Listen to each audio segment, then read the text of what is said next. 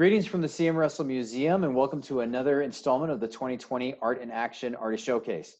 I'm Executive Director Tom Figarelle, and thanks for joining us. As you know, given the dynamics that we're in right now with the Corona-19 pandemic, we were not able to host the Russell exhibition in Sale, nor were we able to host a really fun and exciting event that you may know as Art in Action. Art in Action is an exciting variation of a traditional quick draw or quick finish, where nationally renowned artists have several hours to finish a piece while interacting with guests.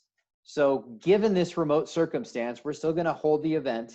You'll have an opportunity to bid on one of these great pieces, but what you won't have the opportunity to do is see the work develop in front of your own eyes. But what we're trying to recreate through these showcases is some interaction with the artists, so you get a sense of how things are in their world, what's inspiring them today, and what they're working on. So we hope you enjoy this. We're joined today by artist Troy Collins. Troy, thanks for being here. Thanks for having me. Oh, it's our pleasure. How are you doing in the world today? You know, we're good. We went through some rough stuff, but we're coming out of it, and it's exciting times right now because I think people are really wanting to buy some art and redecorate homes that they've been sitting in, and spend their walls and stuff. So that's right. This has been good too. So. Well, that's a fresh take. I never even thought about that people are probably getting tired of looking at the same stale old walls, same stale art. So it's time to upgrade and get some new stuff in, right? Yeah, I think that's happening. So. Hey, I love it. I love it. We want that to be the case for sure. Troy, you're no stranger to quick draws, quick finishes, and you know Art in Action well. What, as an artist, draws you to this type of format? You know, I love quick draws in the respect that I'm fairly prolific, so I paint pretty fast, and I always start with a blank canvas because that's how I paint in my studio. I paint wet on wet, so as soon as I start a painting, I'm committed to that same painting until it's done. You know, so for me to come in with a partially dry or a half done painting is kind of really out of the realm of what I do. So. I love the event because it kind of plays to my advantage because that's how I paint normally. So. Well, I certainly know that you catch eyes every year at the outset by coming in with that blank canvas, and everybody thinks what a bold and audacious move by Troy, but it always pans out just perfectly well per your design. So I think it makes sense that it's right in your wheelhouse. Yeah, you know, the palette, more people probably take pictures of the paint that I have squirted out in my palette than anything. I've seen a lot of those photos now that you say that. You know, and my style and the way I paint, my painting kind of looks like a mess for a long time. And I can always sense people getting nervous behind me when they're watching because, you know, we'll have 10 or 15 minutes left and it still hasn't come together yet. And so I seem to pull it off, you know, right towards the end when I start putting the trunks in and highlights and some of that stuff. But it is a fun event, and I do enjoy the people and the excitement and, you know, and everything that event has to offer. So. Absolutely. No doubt. You mentioned how your work tends to transform itself, and you've got some examples behind you. What are you working on right now, Troy? What's kind of got your attention at this moment? You know, this is a commissioned piece of the Tetons, you know, and it's a commission through the Jackson Hole Art Gallery, or my Jackson Gallery. So it's a 72 by 52. Wow. And so I finished that one up recently. And so I put that one up there because it's about the only painting I have in the studio that's worth looking at right now. So, but no, the color scheme, you know, the fall aspen, you know, with the red and the yellow and oranges are kind of one of my traditional, you know, have become known for this type of color palette, and so I wanted to showcase, you know, a finished piece and for the interview anyway. So. Well, I love it. And that is a big format to work with. Yeah. Yeah, for me, that I enjoy working large. You know, up to 8-foot paintings is just what I enjoy doing. You know, I have room to kind of stretch out on the canvas, and honestly, it'll take me about the same amount of time to do 16 by 20 as it does maybe a 24 by 30. Oh, is that right? Yeah, just because the same amount of strokes and paint kind of go into it, but I have a little more freedom and room when the bigger the piece is. So doesn't necessarily mean that it's going to take me longer if it's a bigger piece. That's why sometimes I'll push the limits a little bit at the quick draws with a piece that's, you know, kind of in that normal hour and a half range that I work in the studio. So.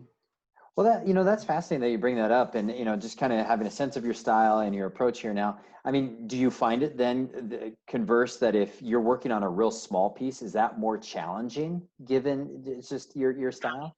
It kind of is for me because I don't use a lot of detail. I use design and color and things to carry my paintings. I don't have a horse or a figure necessarily in there to tell a story or carry a painting. So for me, it's color and dynamic shapes and good design, hopefully, is what can carry my painting.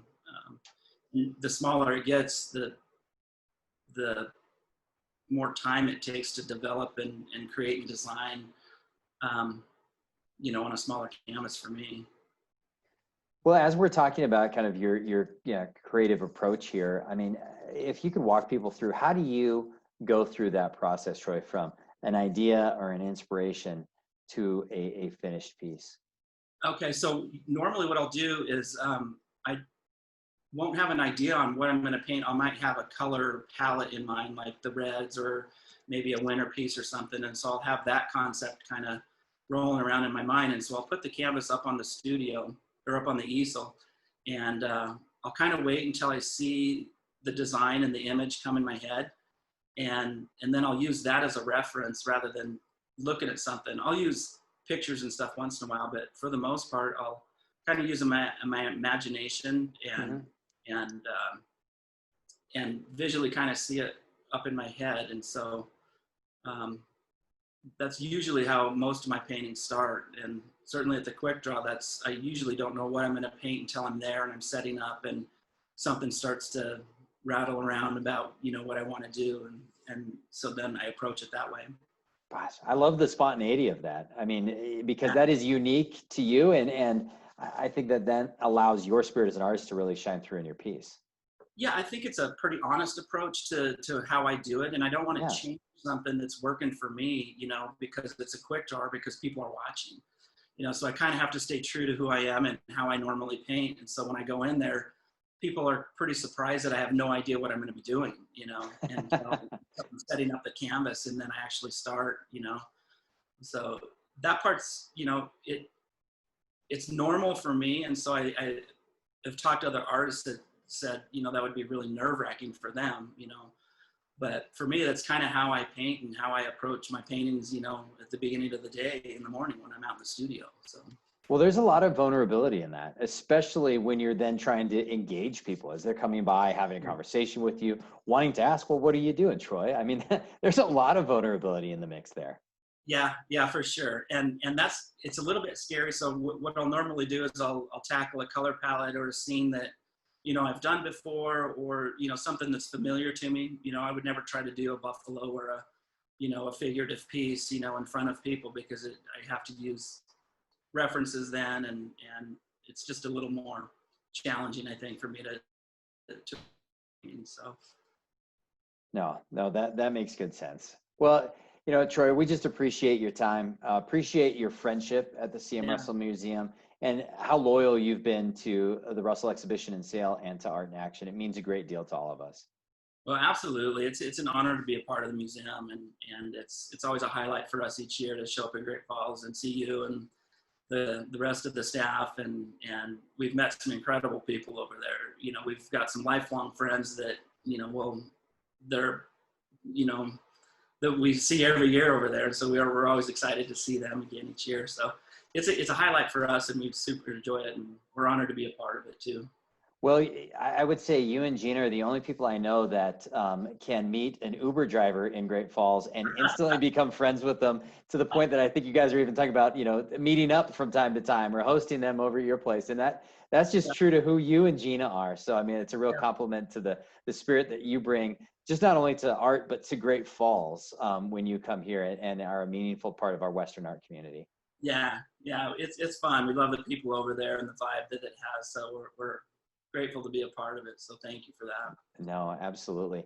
We want to say thank you again to D.A. Davidson Companies for their support of Art in Action and all of our education programming at the CM Russell Museum. Thanks to them and their generosity, we're able to advance the art and soul of the American West. We also want to thank Payne West Insurance who is the sponsor for Troy Collins, and Payne West sponsorship benefits the CM Russell Museum through their Art in Action support. And thank you to all of you for connecting in on this artist showcase. We're out here. Thank you, Butch. Thanks, Troy. Thank you.